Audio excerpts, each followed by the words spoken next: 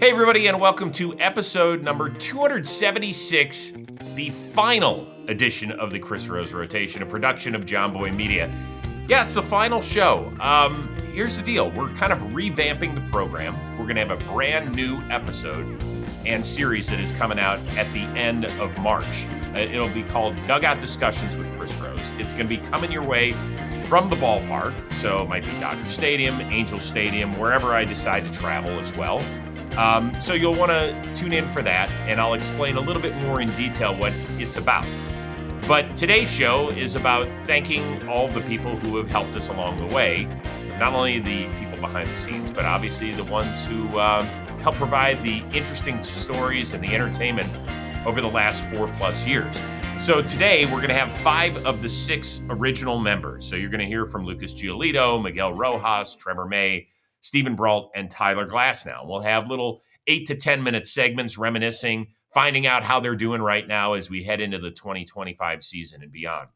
But first of all, I owe a debt of gratitude to all of the players, and that includes the guys who have joined us along the way in recent years. Austin Hedges, Logan Webb, Chris Bassett has joined us, Vinny Pasquantino. They've all been a big part of what we have done at John Boy Media.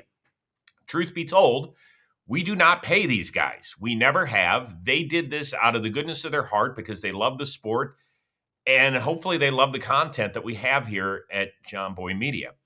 And they wanted to be able to share their journeys with you. I have had the good fortune of covering all sorts of sports in 30 years of doing this job. Baseball players have to deal with failure more than any of them. So the fact that these guys were willing to come on a day after giving up a go-ahead home run or a time where they're in a 1-for-22 streak or whatever and share with you the frustrations, the highs, the lows, that means the world to me. So I can't thank them enough. They told us stories that made us laugh, that made us cry.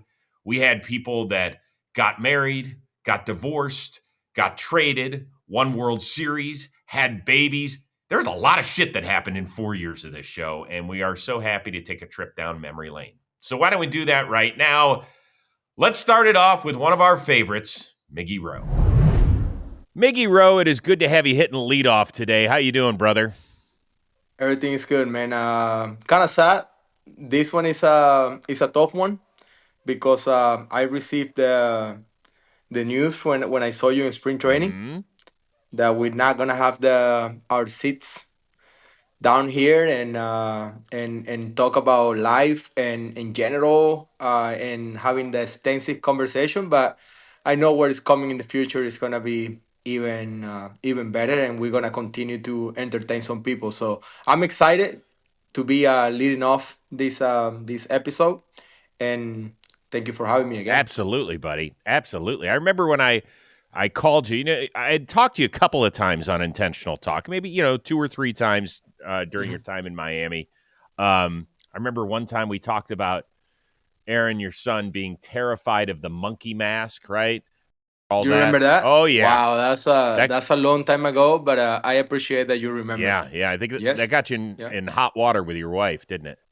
Yes. And yeah, I gotta stop doing the monkey mask after a couple years because I felt like that was my only kind of distractions. Like sometimes I didn't play much at that time, and I was just like coming in the games later to play defense at first base and play here and there some shortstop and third base, and kind of the monkey mask was my thing, and Aaron kind of make it all go sideways. It sure did. It sure did. But I remember Yeah. when I was putting Rose rotation together, I said, listen, I need a couple of everyday guys, but I also thought it was really important to have a Latin presence on this program because it's I mean, make up a third of the sport, Hmm. and you guys have such interesting stories. And one of the ones that stuck out was you telling me that you basically had not even lived outside of your grandma's house, I think, until the Reds signed you and brought you to the States, and you ended up, I think, in Billings, Montana,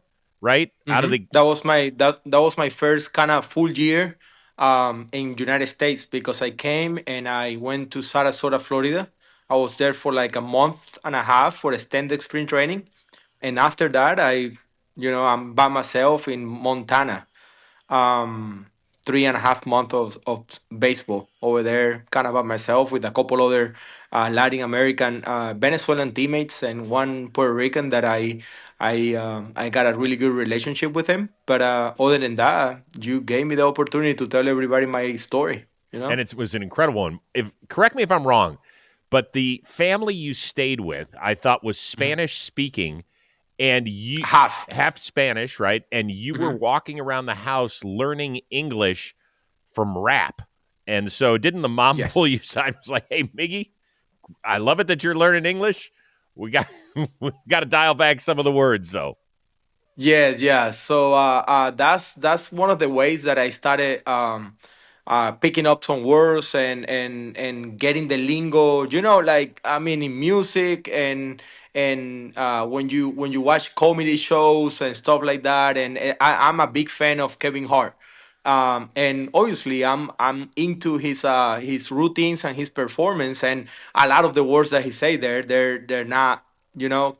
Um, words that you're gonna use in the regular, Right. everyday basis. But that's exactly how I pick it up English, and I was like, I gotta say that I'm smart enough to understand that.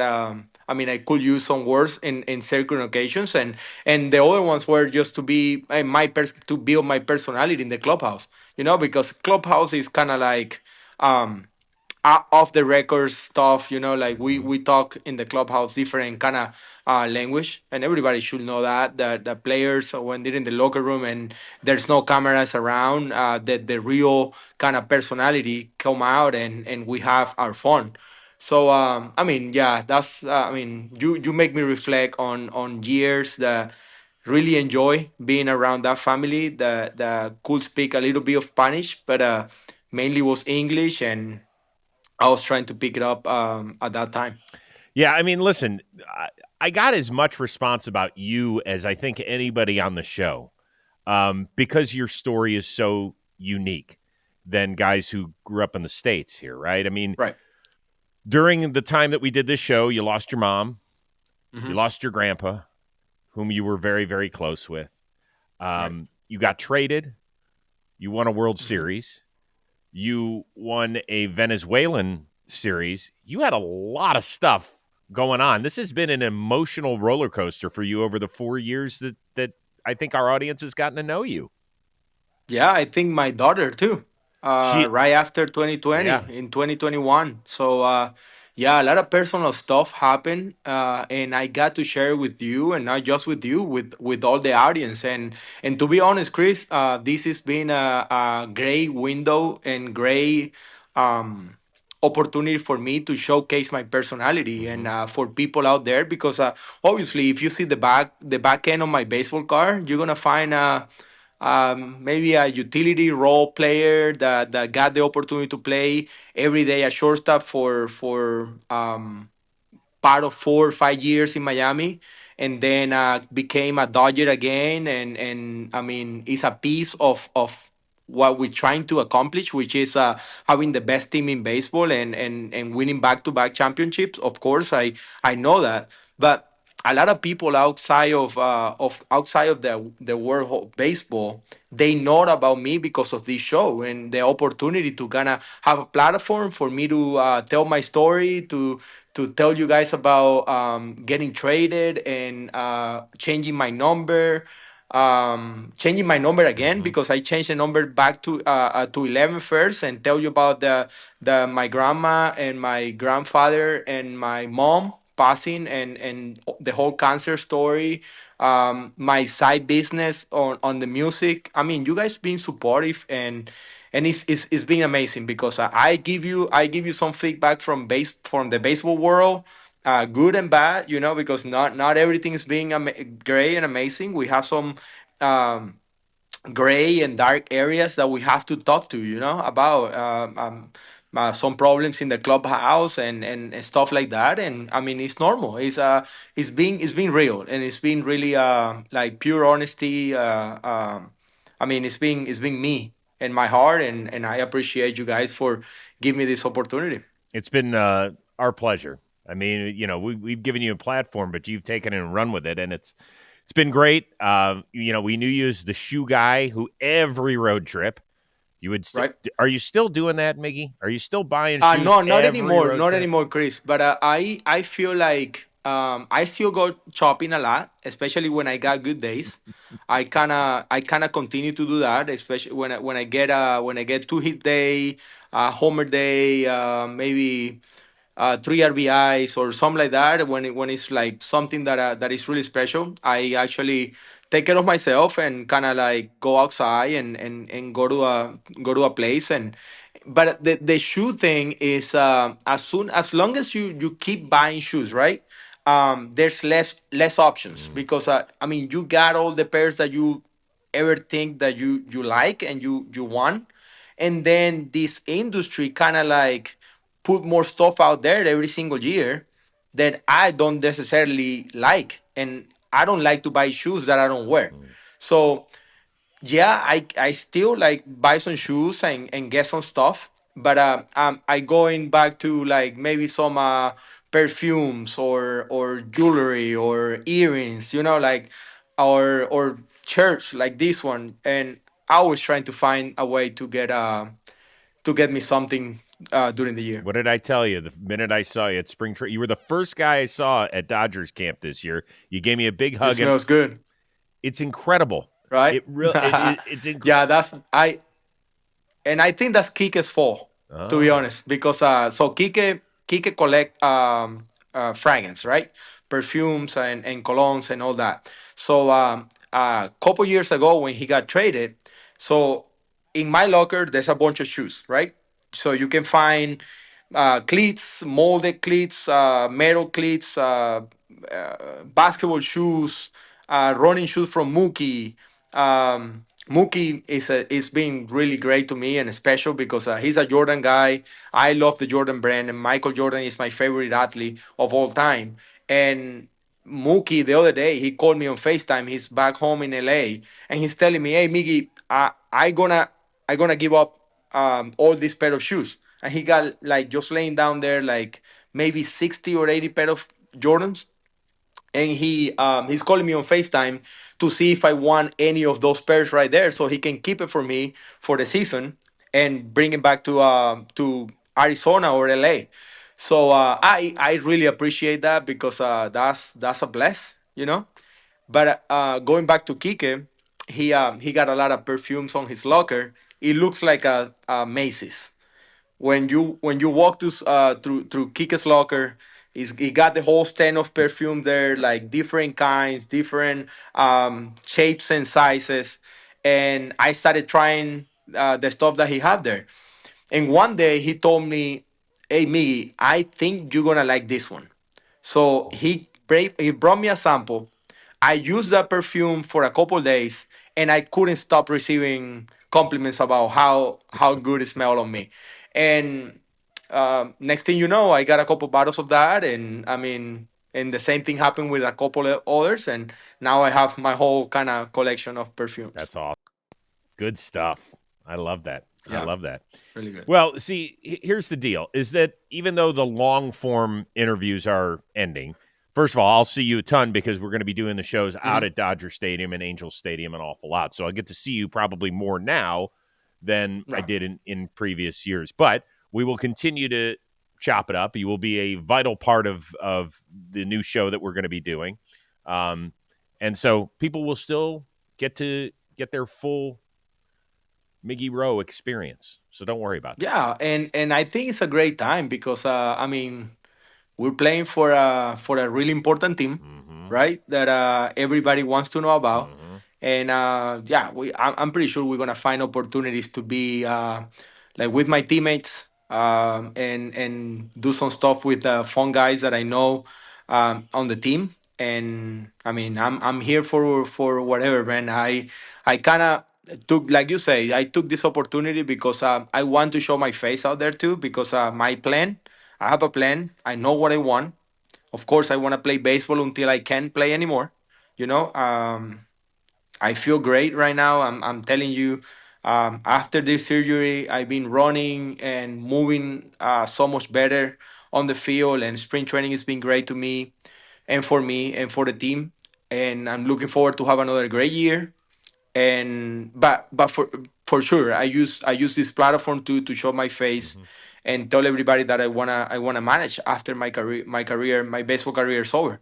And that's another thing that, like, I've been really open about it. Hopefully I can stay here with the Dodger organization, because it's one of the best in the world, not just baseball, but when talking about organization wise, around the world. And it will be a pleasure. And for me, staying connected with people, caring about the fans, caring about the communities that I'm on, LA, Miami, and Venezuela, obviously, because it's always gonna be my town. This is important for players and for obviously coaches that wanna manage at some point. It's awesome. Well, I just want to thank you from the bottom of my heart. I remember making that call to you. Your daughter had just been born in Hmm. February of that year, and I remember telling you, I was like, I think you'd be perfect for it, and we nailed this one. So thank you for allowing us to grab a peek behind the curtain of what life is all about. It's not easy because your sport is predicated on how you deal with failure and the ups and Hmm. downs of the sport. And obviously, we've already chronicled how much, transpired in your life. And not all of it was wonderful. Some of it was really tough, but you always talk to us about it. And the people's comments showed that. They care about you, they care about who you are, and they've grown to love you over the last 4 years. So don't change, man. And I wanna say thank you, Rosie, because you made it so easy for me and my transition, and kind of understanding my language and kind of my my accent and everything that it comes with me. Is like you say, is I knew it wasn't gonna be perfect, but I try my best to kind of follow your lead, and always trying to do my best to kind of keep people involved and entertained with this over this platform. And I gotta say thank you back, and not just to you, but the whole John Boy media channel, and I mean, in Jimmy and Jake and all the guys out there. Like, I consume the product because I think it's nice, it's well done, it's professional.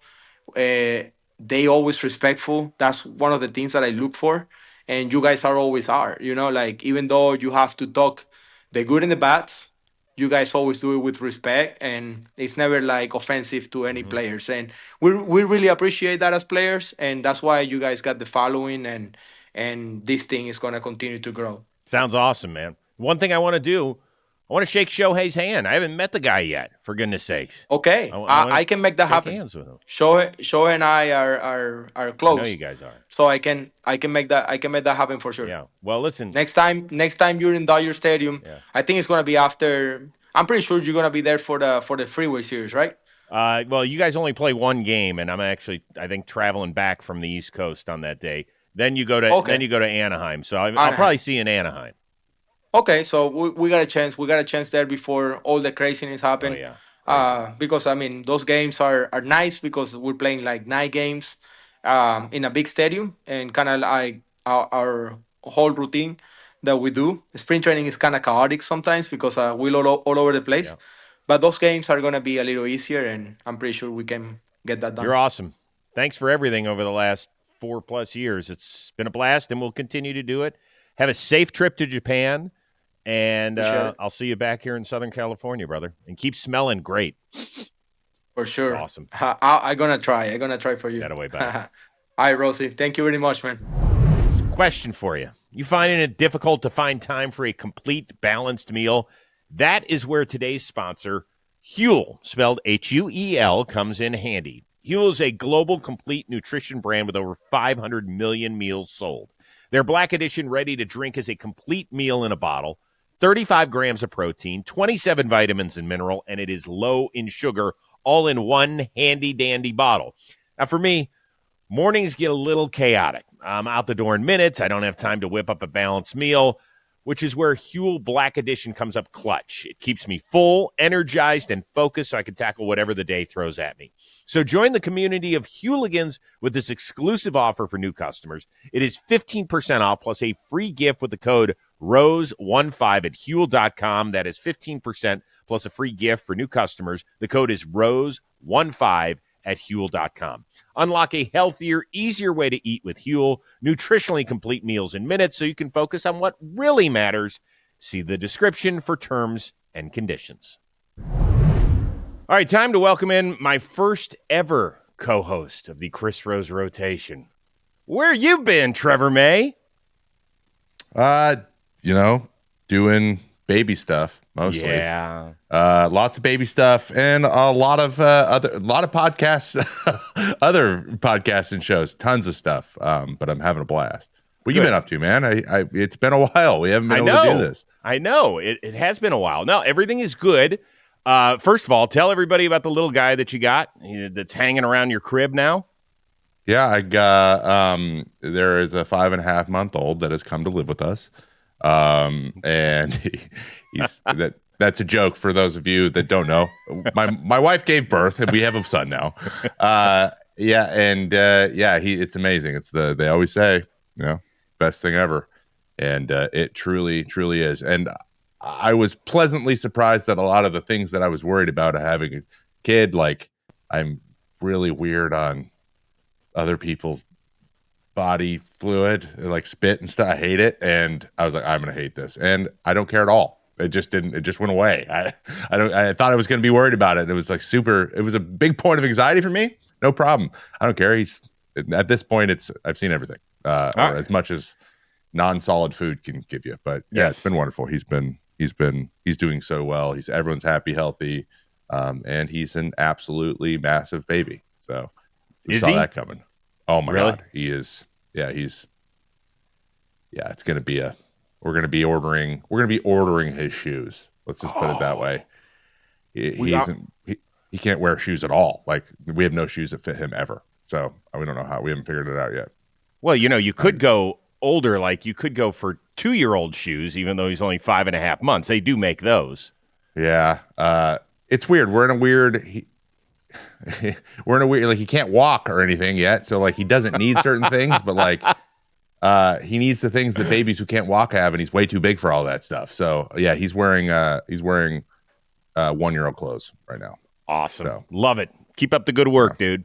I would say that out of all of our original hosts, it's down between you and Brault. Your life has changed the most in the 4 years that we did this show together. Or, I would say probably bits of 2.5 to 3 or however long before you called it quits. So you signed with the Mets. You then signed with the A's. You then retired. You had a baby. You've moved permanently out west where you don't have to do anything else. No moving throughout the year and all that sort of stuff. Has the last 4 years kind of been a blur for you? Yeah, a little bit. It's weird. You look forward to a point in your life for a long time, and that happened too when I got called to the big leagues. I felt like I was in the minors forever, and then it happened. I was like, I was in the minors. It's very similar. Yeah, it feels like yesterday that I just came home from the season, and it's been a whole season between retiring and playing. So yeah, life goes fast, and then you add a kid in there, and of course they are not great yardsticks for time. That's for sure. Every day he's different. I'm like, this is crazy. I didn't know it was like this. So there's a lot of moving pieces. Not a lot of them are really paralleling each other either. So it's interesting, but it's fun. I'm wouldn't change it for the world. Have a great time. Do you miss playing baseball? I miss competing. Yeah, I do. I miss I watch tons of baseball obviously now, and just like, why doesn't he just do this thing? Or why? I wonder what he's thinking right here. Maybe he doesn't know. I could probably tell him. Or I'm like, I could do that.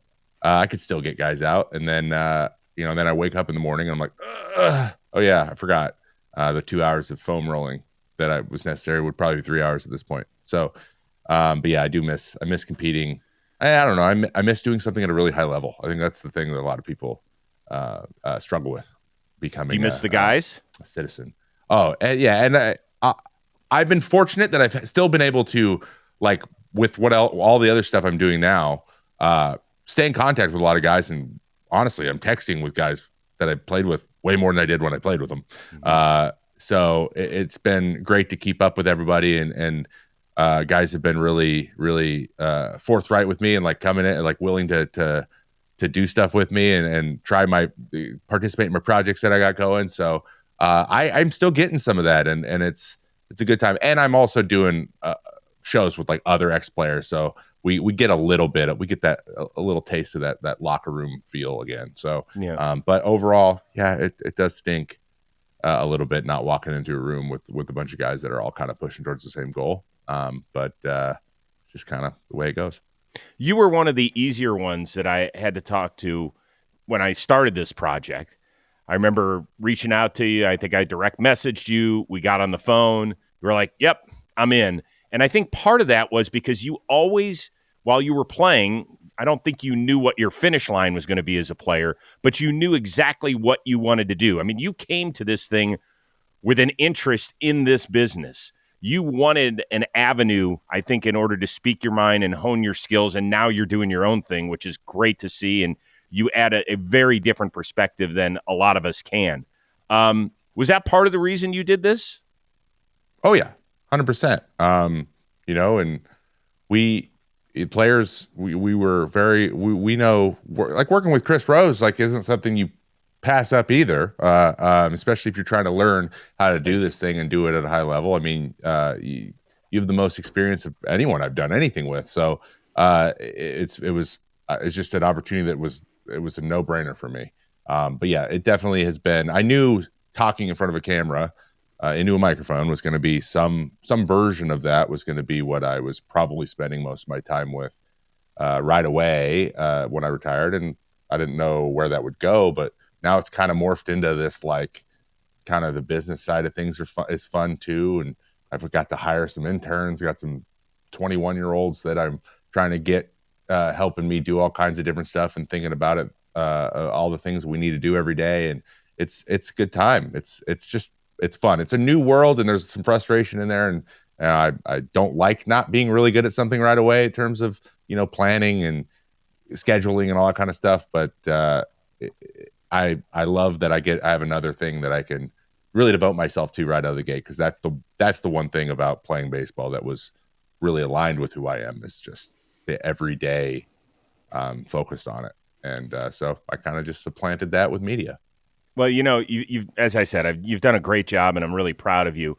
The one thing I always appreciated from all 6 guys that started and the few that we've added over the years is the fact that you're willing to be open and vulnerable. And I remember one time you were in San Francisco, you were pitching for the Mets, and you had a really rough outing. As what happens with relievers, when you pitch 60 times in a year, you're not going to go 60 for 60. And I'm thinking to myself, shit, is he going to come on tomorrow? Like, I don't know if I would. And you came on, and you answered questions, and I believe your wife was with you on the trip. So you were like sitting on the corner of your bed, kind of with some weird lighting, and it wasn't great. And you told us the story. I asked you if you went and checked Twitter, and you were like, yeah, I did. And Chris, it crashed. There was so much negative stuff being said about me, I couldn't keep up with it. Do you remember this? Yeah, it was trending. My name was trending in New York, which is crazy. And do I remember this? Yeah, I gave up a homer to Brandon Belt, and the next pitch I threw was to Chris Bryant, and he took me deep. And then Brandon Crawford took me off the wall after that. So it was like 4 pitches, 3 hits, 2 homers. I distinctly remember it. And also, I believe we had just played the Dodgers night game, and then we flew across the country and played in San Francisco on that Monday. And so it felt like it was like 1 a.m. to me when I went in the game. So I remember all that was part of that story. But yeah, it was, I remember that distinctly. Yeah. That day. What was it? Just for people that may not have remembered the episode, a lot of guys don't pick up their phone after a tough day at the office. You dug in. What was the point of that? I just that's retreating into myself just never worked. It was part of a concerted effort not to do that and kind of like shy away. because it's just part of it. And I knew logically that like no matter what the noise is, it doesn't really matter. Like nobody's gonna remember in 2 weeks probably. And it only has so much value, even though it hurts your pride when you see comment after comment after comment. But like I just need to be able, if I can tell people how like what is actually going through my head and how I'm feeling, I just feel like that's the best way to reach people on a human level. And sometimes it gives you a little bit, I just want to endear myself to the people out there, the fans, that they really care about the game, care about their team. And it just doesn't work to try to remove yourself from it and try to make it seem like, you know, you're indifferent. And just to be like, I'm not. I am very upset about it too. We're both upset, and if we have that in common, maybe that helps with how upset you are and helps with how upset I am. And it did, and I'm glad that I did that and continue to do that, because I think that there's enough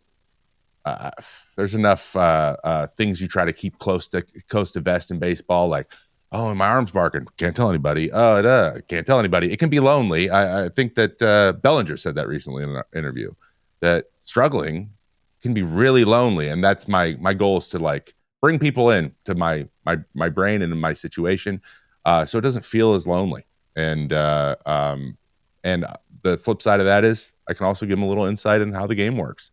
And I think that is why people watch anyway. So maybe kill two birds.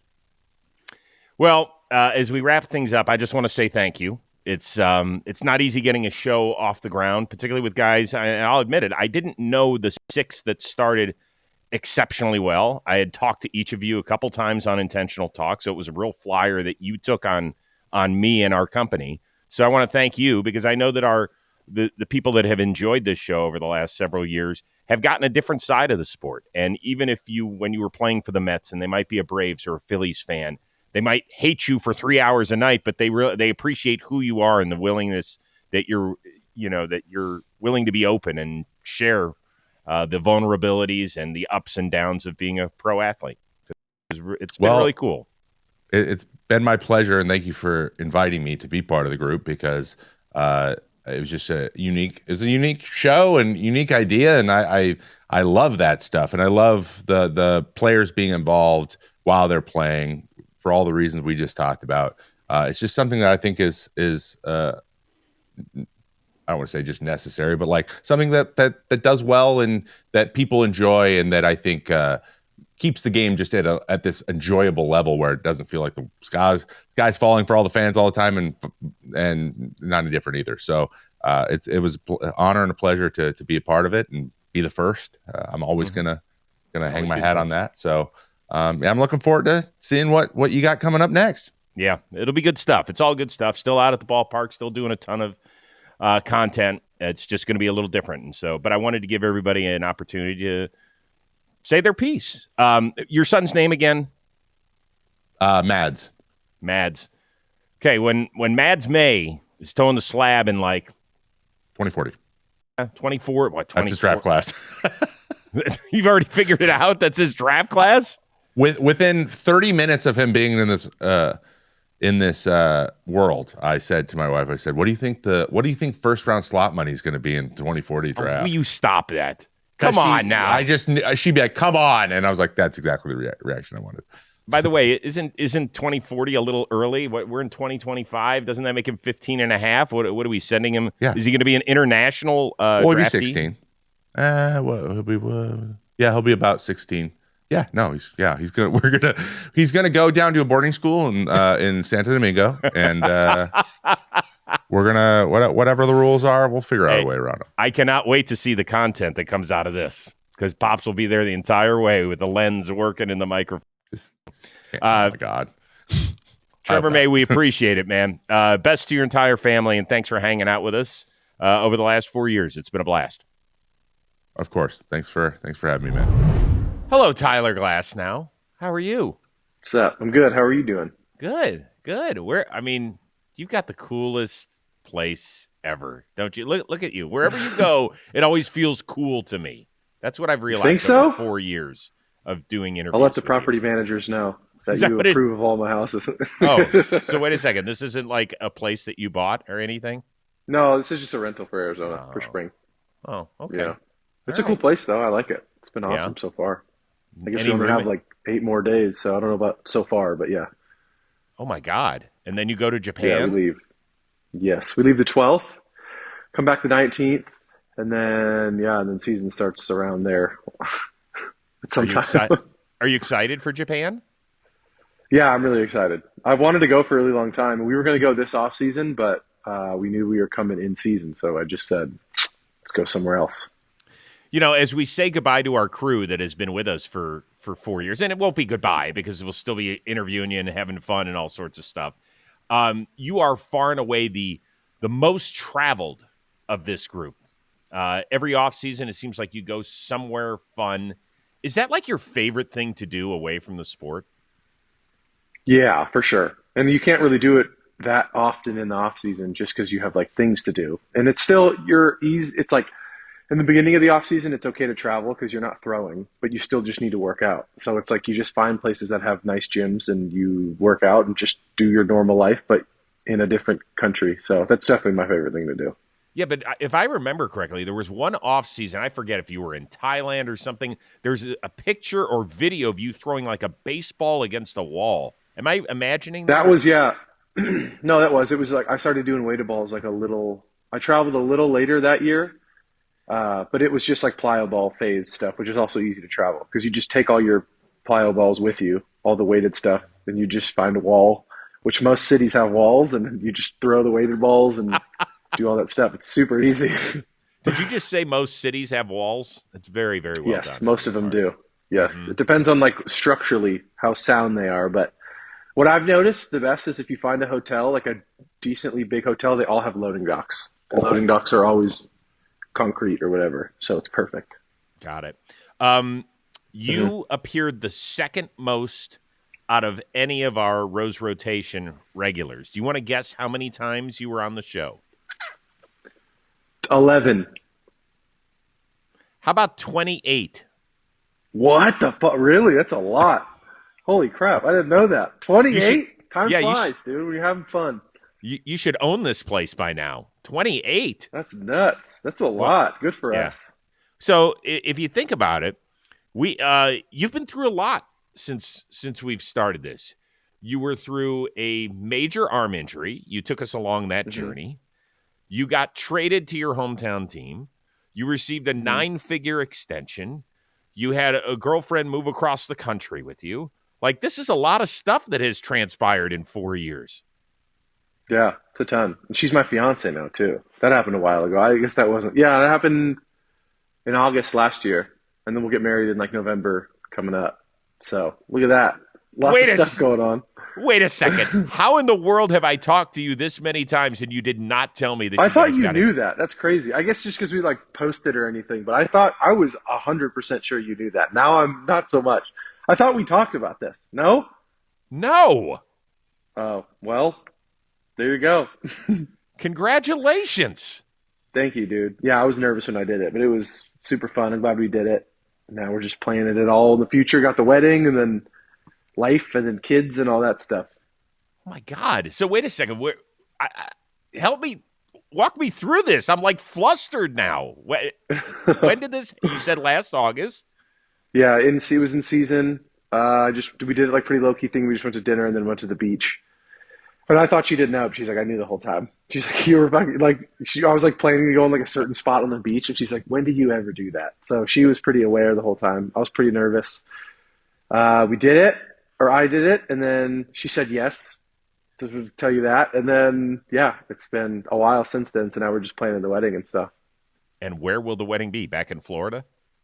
We're just gonna do, I think, a small thing in Florida, and then do like another something in like maybe like Turks and Caicos or something like that. So we're gonna do like a little twofer thing, maybe. I don't know. The second one will just be like a fun travel thing, but the wedding itself will be like small.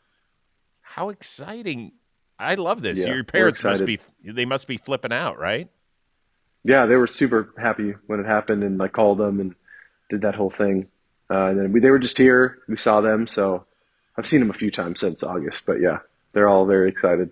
Did you ask her family, like, permission? I did before, yeah, and they were like, "Do it, good to go." So I had their blessing beforehand, and yeah, everyone was excited. Okay, that's great. You have been probably the most interesting test case for a lot of our viewers. And I think this is where I know that the show kind of left its mark, is that in the comments section, there would be Yankees fans or Red Sox fans or Orioles fans or whomever, right? Say, God, I hate the Rays, but I love Tyler Glasnow. Like, I can't root against him even when he's pitching against my team. And I think that when we That's look nice. back at the show and the indelible mark that we have left behind, I think that that's kind of it, is that we've allowed people to see you guys as more than just baseball players for 3 hours a day. Is that accurate? Yeah, for sure. And I mean, it's cool too. I'm comfortable with you. I like talking to you, and like the whole crew at John Boy's fun. So it's not like it's just fun to come on and be normal and hang out. Basically, it's just like Zoom in a friend. So it's like and it's like pretty long. It's an hour, so you kind of like hard to not be yourself, you know. So I think people probably like with any long form interview thing, you kind of know a person a little bit more just because it's not like a cut scene type thing or quick and interview style. It is interview style, but it's like it's hard, you know what I mean? It's just you get to know a person more, which is like my favorite stuff to watch and to do. Is just to do it like a little longer version stuff. Yeah, there's no question that I'm gonna miss that part of it. No question. Yeah. So a couple other things. Number one, I think my favorite story of yours was when you were a kid and you were throwing water balloons, right, with your buddies. Yeah.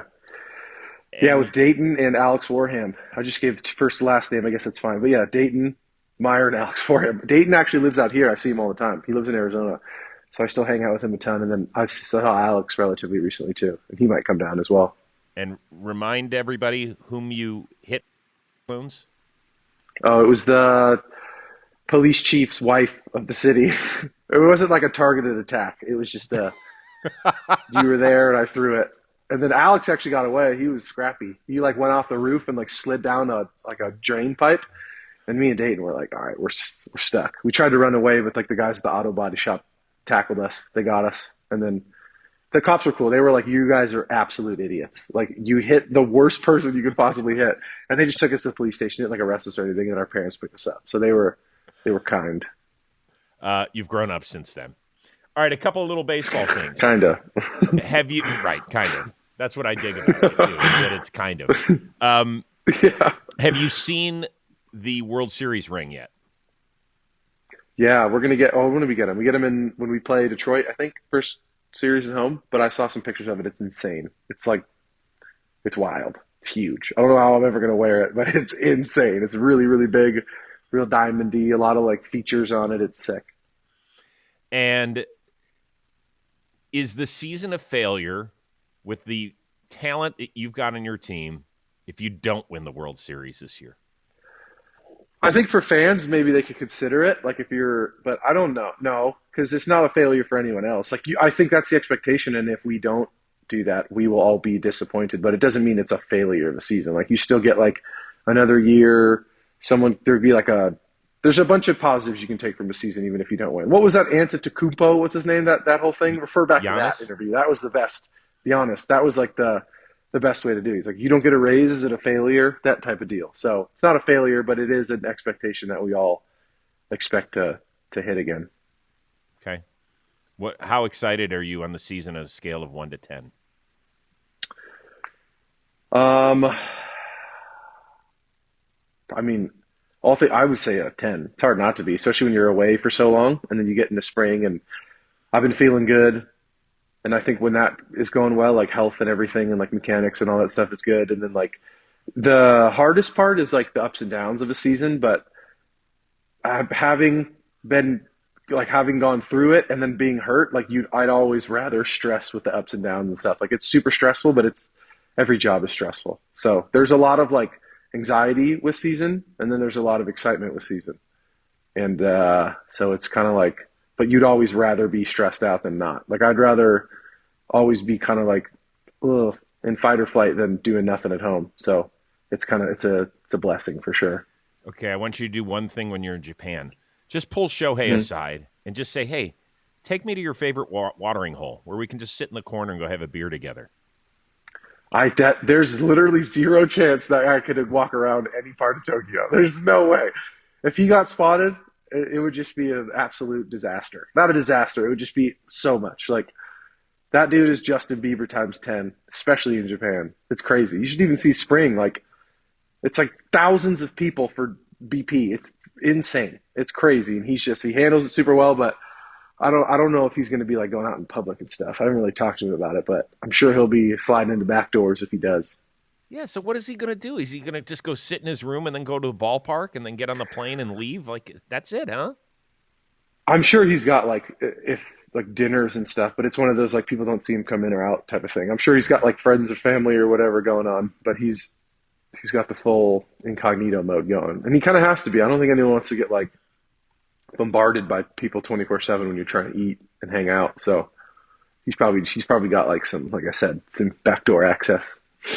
And I'll finish it off with this. I think I asked Miggy Rowe. Shohei and his wife are expecting their first child. For the guy who just Yeah. signed a $700 million contract, do you really have to get him anything? For having a baby? I don't think so. I wonder if you'd be like, why'd you get me something? Maybe something sentimental or like heartfelt or whatever. But yeah, I don't know what you could buy Shohei Ohtani that he doesn't already have or want. So I think it's probably the case with most baseball players. Like if you want it, you kind of just get it. So I think maybe something more like maybe I'll write him a poem or something.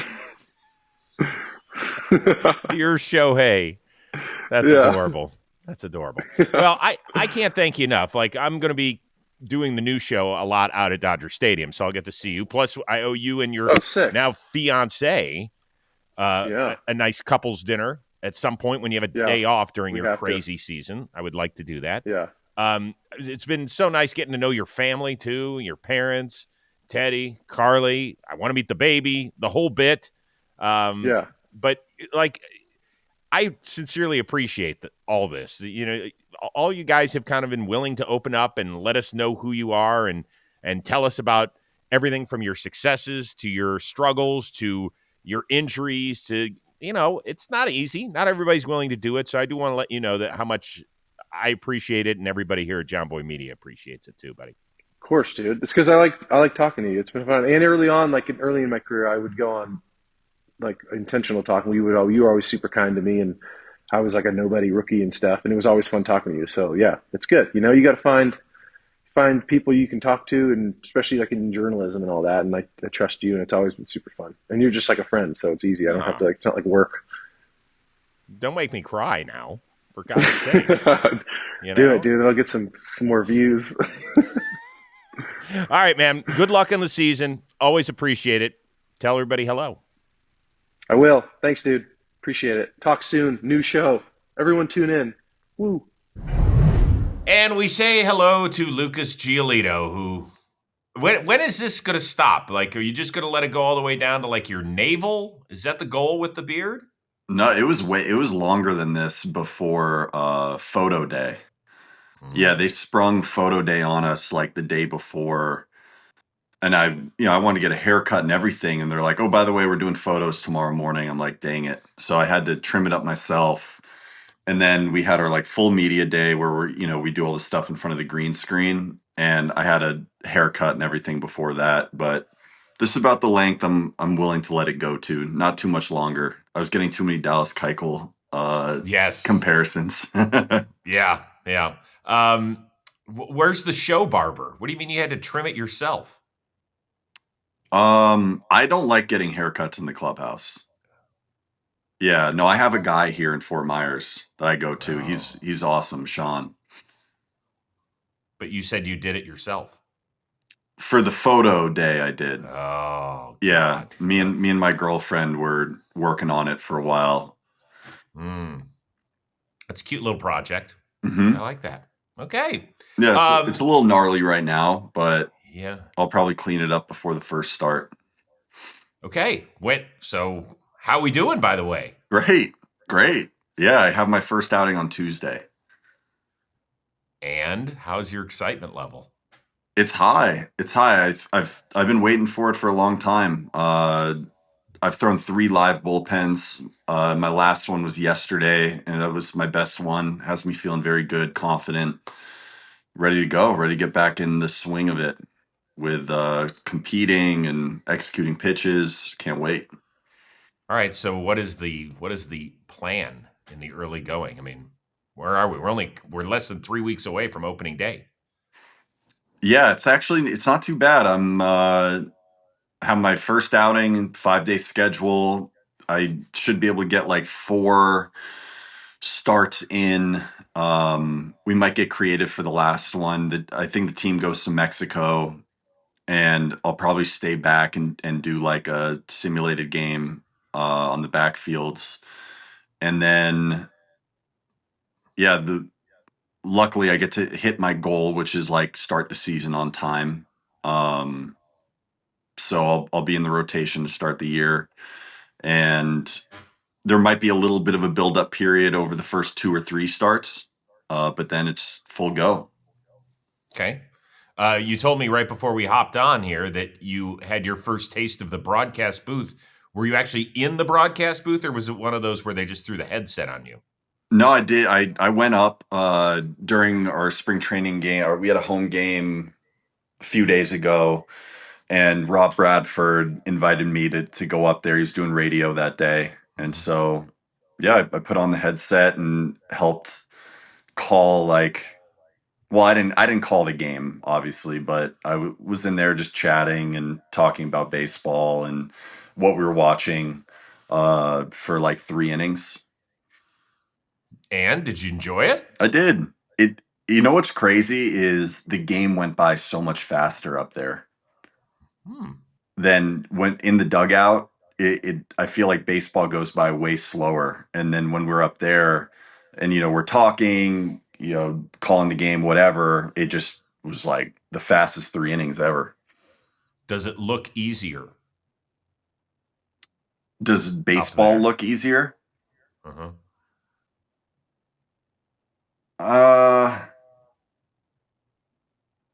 don't know. I wasn't thinking about it that way. I mean, I like the viewpoint, but I'm a pitcher and I like watching pitching. It's not the best for seeing like how the pitches move and stuff. I think the best view is like right behind home plate for that. And so, yeah, it was enjoyable though. I think I did an okay job. I'm sure you did. You're a bright guy. You're funny. You've got a good dry wit about you. I'm sure you did great. So, we're reminiscing a little bit since this is the last Rose rotation. Of course, the show is just changing how we do things around here. But we've brought back 5/6 of the original rotation. You were actually the last guy to sign on. And I don't know if you remember our conversation before we went on, but you asked the best question out of everybody, which was, so Chris, what happens if I stink one night and we're supposed to go on the air? Do you remember you asking I remember me this? that. Yeah. Do you have any recollection of what I said? That's like the whole point. It's Bingo. like it's good, because you get to hear instead of just like the canned answer that we all give after a bad start when we're talking to the reporters and beat guys and whatnot, and you're pissed off, you're in the moment. You get to kind of get a little bit more in depth with it. You get to show the human element of baseball. It's partly why I'm excited about the Netflix documentary thing coming out here in April. It's kind of that type of side of it, which you don't get to see all the time. Yeah. And there was one game in particular, which oddly enough, when you were pitching for Chicago, came in Boston on Patriots Day, I believe. Yeah. The infamous Patriots Day start. Yep. Yes. Well, you told us ahead of time. You're like, I am not a morning person. I was like, well, that's kind of bad news because I think first pitch is at 11 a.m. Yep. You're like, yep, not looking. So it was already kind of in your brain anyway. And then it didn't go well for you when you make 30 starts a year. The few of them trickle in. And your answer, I think it was 2 days afterward, was so good because you had not one, but 2 position players that had to pitch that day at Fenway Park. Oh, Do you remember yeah. this conversation that we Yeah, had? it's the worst feeling. Yep. Yeah, I gave up like 8 runs or 9 runs in like less than 2 innings. And that just crushes the pen. And then when the pen's already crushed, you got to start running position guys out there, which is never a situation that you want to put your team in, your teammates in. I know it's like fun for the fans and stuff whenever that happens. And it's, oh, who can throw the slowest pitch? But it's not something that you want to happen when you're actually competing and trying to win baseball games. And I thought the thing you opened my eyes to about it was you felt guilty because you said, I put guys' health at risk Mm-hmm. because it's not what they do for a living. And you're right. Like, we all think it's cute and ha and which guy's going to take a position player deep. That's what we think about. You thought about putting a guy's livelihood in jeopardy. Yeah. Yeah. We all train for different things. A shortstop's training to be a shortstop. I'm training to be a pitcher. When you have to have like a utility guy that plays all around the field, take the mound, usually it goes fine because they're just lobbing the ball in there or whatever. But, sometimes the guy might be hopped up on adrenaline, want to let one rip. And, the comebackers and things like that. As a starting pitcher, you want to go deep. You want to alleviate the stress on the bullpen because those guys, we've talked about this before. Like the bullpen they're the unsung heroes of every baseball team, the middle relievers. And yeah, to get to the point where a position guys getting ran out there and it can get a little hairy. We also caught you in 2023 in a whirlwind of a month where you got traded from Chicago to the Angels, placed on waivers, claimed by Cleveland, and your head was spinning. I mean, is that kind of the way you look back at that 3 weeks of your career? Like, holy shit, was that wild? Yeah. Yeah. Craziest like 2 months. Because it was kind of like 2 months total. The trade deadline and going into the Angels and then the waivers, Cleveland to end the year was very surreal for sure. But you can say you were a teammate of Shohei Ohtani. Yeah, absolutely. Yeah, it garnered me a little bit of a Japanese fan base actually. Did it really? Yeah, I got an Instagram DM yesterday or today. I reposted a Red Sox thing, and one of the like Japanese Angels or Shohei Ohtani fans, I'll just leave it at that. Like,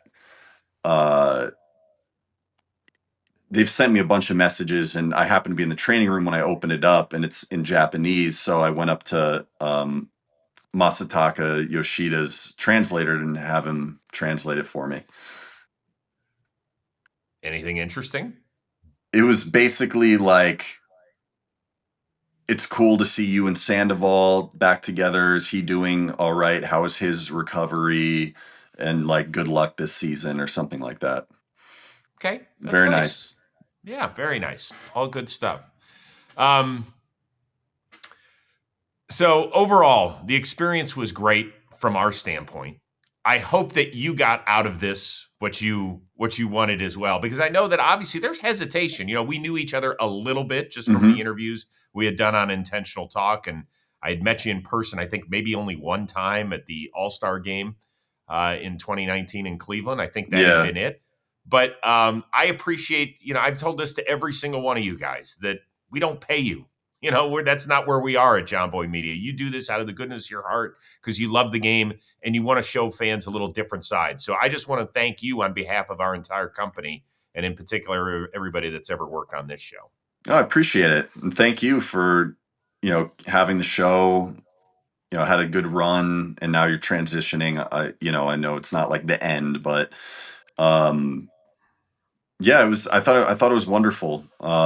Being able to come on and talk and shoot the shit and just, give a little insight into kind of what we do. Yeah, it was something I always look forward to for sure. Every time you would hit me up and be like, "Hey, ready for a new episode?" Yeah. It was awesome. By the way, how's your gaming doing? What are we playing? All over the place. Right now, I'm playing this game called No Man's Sky. It's like a sci-fi space exploration kind of thing. It came out many years ago in like 2016, but was terrible. But the development team kept it going, updates, updates, updates, and it's in a really good place. So I decided, you know what, I might as well give this a shot because I'm kind of off of Call of Duty. I'm kind of off of the sports games. Having a good time with that for spring training. It's a good time you're not, eater. You're not doing MLB The Show 25? I will for scouting. Okay. Yeah, Good. yeah, for sure. Haven't lost that. And one last thing. How ridiculous is Garrett Crochet? Because it sure as hell doesn't look fun to stand in there. Yeah, man. He had a good one his last one. He's been nasty. 98. He's got the cutter. He has a sinker now. He's throwing like 6 different pitches. And he's like a monster standing on the mound. He's got the wacky delivery. I wouldn't want to face him. That's for sure. I'm glad we have him. He's a beast. Yeah. That's good. That's good. And Bregman's fitting in. Yeah, he hit another homer today. It's kind of what he does. And T Story hit 2 homers. I think the final score today was like 22-2 or something like that. Yeah. It was one of those football scores. Yeah. Not real pretty on the other side of things. Yeah. Yeah. Well, I will be anxiously watching next Tuesday. I don't know if it's on TV or not, but I will certainly be. I know, but I'll be watching, and we're just excited to have you back out there because I know that 2024 was. You want to do what you want to. You're built to do, and that is throw baseballs a bazillion miles an hour and go get guys out. Yeah, so go do it. It's crazy how much better my like general mood is the last 2 weeks because I'm like throwing against hitters. It's not the same as games, but being able to like actually compete again has me feeling way better just in life. I like it. Good. I can even see those pearly whites through the ZZ Top beard. Nice. So it's awesome. Yeah. All right, bud, don't be a stranger. I'll still hit you up on text occasionally, and we're going to get, when you're on the West Coast, we're going to get you to fill up our show with our new content. It's going to be awesome. All right, perfect. Sounds good. Appreciate you, Lucas. Thanks, man. All right, thanks, Chris. Hello, Stevn Brault. Well, hello, Chris Rose. How are you? Good to see you. It's good to see you, I'm great, man.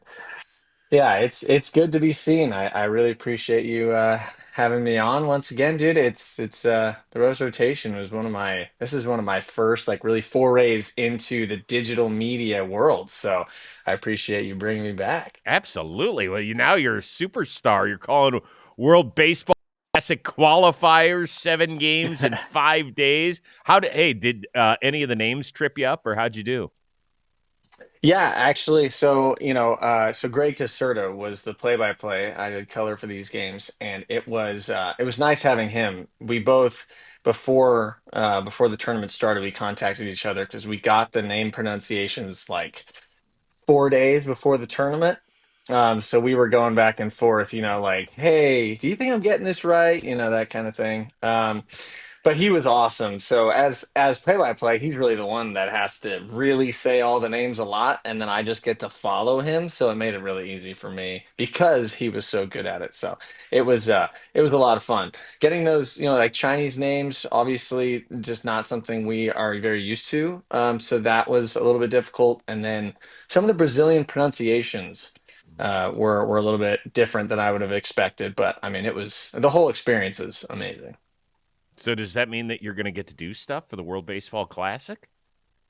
I don't know. I hope so. I would love to. I think the World Baseball Classic I especially think this next World Baseball Classic is going to be unbelievable. I really do. I think it's going to go crazy as far as, being actual in the zeitgeist of the world, I think it's just going to be such a great competition. So I would love to, but that's obviously kick that can down to next year because I got some Pirates to worry about first. Yes, you do. We'll get to that momentarily. Yes. But let's talk a lot about you. You had probably I would say the most change in your life during the 4 years that we had this run. Yeah. You got engaged, you got Hmm. married, Correct. you went from the Pirates to the Cubs. You Hmm. couldn't jump over your injuries. You had to deal with the fact that you probably retired earlier than you wanted to. You jumped into the broadcast booth. You did play by play for a major league team in the Pirates for a series or two last year. And you have had a baby. Holy shit, can you pack a lot into 4 years, brother? You know, it's funny about that because my wife Lydia and I we talked about it a lot because the last three off seasons have been insane. So the off season before that, before we got married, we bought a house. So that off season was getting a house, and then the next off season was our wedding, and then this last off season or this off season was having a baby. So it was just like every off season we've had some big life changing event. So next off season at this point sounds very relaxing. No matter what it is, it's not going to be what we had the last 3 years. So very excited for it. But yeah, it's been a huge time. Like you said, a lot of change. I do think that that probably helped as far as the mentality of you're right. Like my baseball career ended before I wanted it to, of course. But injuries gonna do what injuries are gonna do. So life goes on, and I've stumbled into something pretty good here, and I'm loving it so far. Tell me about the baby. Brady Lou, she is just the most adorable little thing. Of course, not biased at all. She's the best looking baby on planet Earth. She cries and she poops and she pees and she eats and she sleeps. That's where we're at right now. She's just a little over 2 months, so we're still in the she can do nothing for herself for a while here. So, but we're heading out to Pittsburgh soon for the season to start. So then she'll be a traveling baby as well. So, are you going to have to travel much? No, so because of so I work the studio pregame, Right. postgame for Pittsburgh, and because of that, so we will do all that from home Okay. in Pittsburgh. So I treat it like going out for a baseball season, like I was playing. Same thing. We go out, we get a place, we live out there for the whole summer while I do these broadcasts, and then we come on back to Arizona. It's different, not quite the same as playing, obviously, but it's still great, and I love Pittsburgh, so it's always fun to go back. You know, out of the six guys we started with, and I mean this in the best way possible, you were far and away the goofiest one. And I love that Thank you about you. so much. Yeah, but it's Yeah, true. And I think it's probably because you have so much talent away from throwing a ball exactly where you want to as a major league pitcher. Um, did you know you always wanted to do stuff like this when your career was done? yes, I did. I actually, I started getting this ready before I was done playing. So a little background about me, just in case anybody doesn't know, I did a lot of theater and everything growing up. And I listened to baseball games as a kid in San Diego. Ted Leitner, Jerry Coleman were my guys. And then I grew up and I always wanted to be a broadcaster, but baseball kept working out, so I kept playing, obviously. I'm not going to not play if they'll let me. Um, but I always wanted to do this. So during my career, I made a point to meet as many broadcasters as I could. When we'd go on the road or teams would come visit us and just kind of get my name out there and ask, is there any tips you can give me for practicing, getting ready, all that stuff. And I got some amazing help from a lot of guys that have been invaluable. And now, done a few gigs with MLB Network, and all the people there have been fantastic. It's totally different side of the game, but it's the same in that everybody's grinding, everybody wants to be the best that they can be, and put good products not instead of on the fields on the TV, we all understand each other, and it's very fun. That's the other part of it. It's very, very fun. Who gave you the best advice? Oh, the best advice? Oof. I mean, I had probably the first really long phone call I had about broadcasting was with Dave Sims, Mm. who's now going to be doing radio for the Yankees. He was in Seattle at the time, and I met him before a series, and I mean, it blew my mind. He was so helpful Just nothing. I couldn't tell you anything specifically he said, but I have a page in a notebook, that's full of notes that I took from that first conversation with him. And since then, he's still a guy that I hit up when I have questions, or when I think maybe I'm doing something wrong that I could do better. He's a guy I always lean on, because I also love every now and then you just like turn on TV and you just hear Dave Sims's voice, calling basketball or whatever. It's kind of like seeing you on the Super Bowl shows this year when I was flipping through the channels. That was awesome. I love that stuff. Yeah, it's a blast. No question about it. How often do you sing? Well, I sing quite a bit now. I'm doing an event with the Pittsburgh Youth Chorus this season. That is, I will get to sing a few songs with them as well. So I got to make sure that I'm not totally out of practice. I'm also singing with, some actual professional singers, so I can't embarrass myself. So I'm on it. I'm on it to make sure that I don't sound like a dummy. I don't like feeling out of place when it comes to that kind of stuff, so I like to try to keep up with it as much as I can. Well, so here's a word of advice, Ooh, Dad. yes. As Brady gets older, and she becomes a teenager, and you're going to be taking her to whomever the next Taylor Swift is, Right. you are going to have to start to learn those songs. And then Ooh. in the car, when you're driving her with the other 13-year-olds, you are going to have to bust out in song, and the girls are going to be like, "Oh, Brady, you didn't tell us Yeah. that your hot dad can sing too." Her friends are gonna love it and she's gonna hate it, which is that's the perfect middle ground. That's where you want to be. That's what I've learned from all my dad friends. Oh, that is it. That is perfect. Um, we had a lot of fun on the shows, and I always felt terribly for you the way it went physically. When you go back and you look at that, um, how much does it hurt? Uh, it kind of depends on the day, to be honest with you, because sometimes I'm out, I'm watching guys throw, and I'm just like, man, my arm is feeling good right now. I wonder if I could really get it going again and start throwing. But I know exactly what would happen, which is that in about 3 weeks, my lat would pull, and then I would be done again.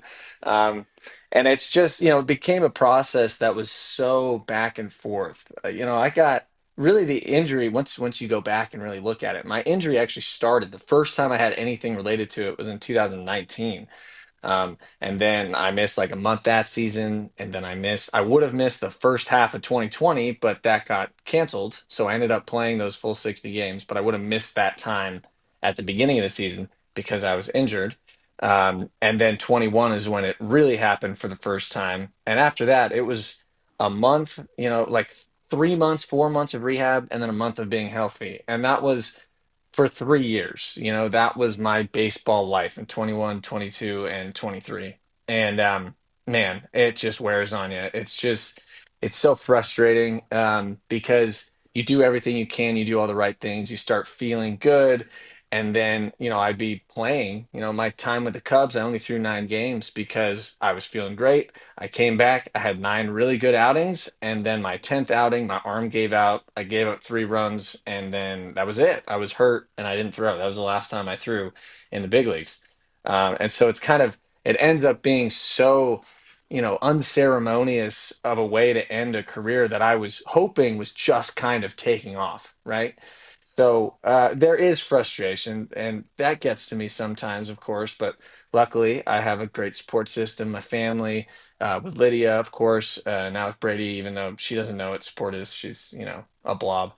But like having that around me obviously is very helpful. But then also having something to pursue. If I didn't have anything to pursue right now that I was really working at, I might be losing my mind. Yeah.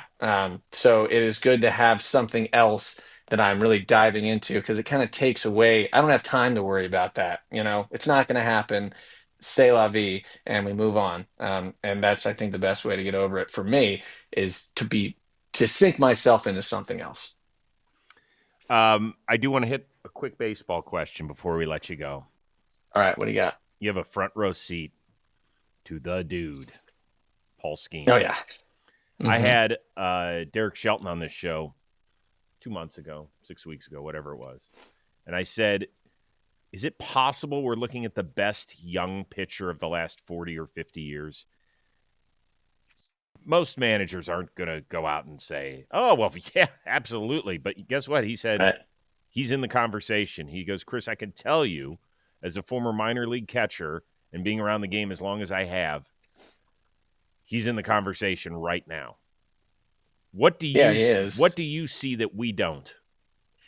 Okay, so first of all, I just want to just pat myself on the back here a little bit. I came on your show before the season started last year, and you asked me if he was going to be a top 5 guy as soon as he came up, and I said unequivocally yes. You did.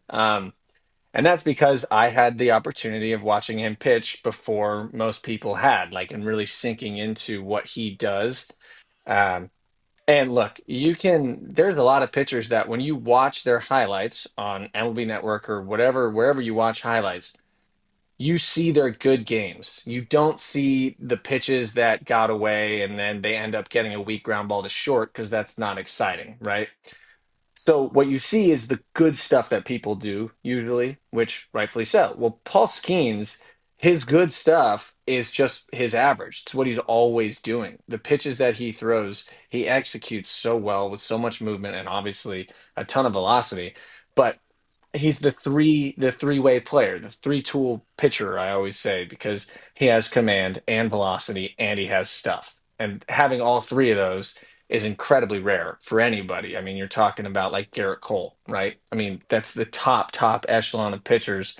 And Skeens is there already, and he's 22 years old. So it is impressive to watch. Instead of just watching Skeens, pitch in highlights, watch a Paul Skeens game, watch every pitch, and it is amazing how often he is perfectly on target with an unhittable whatever he decides to throw. It's really incredible to watch.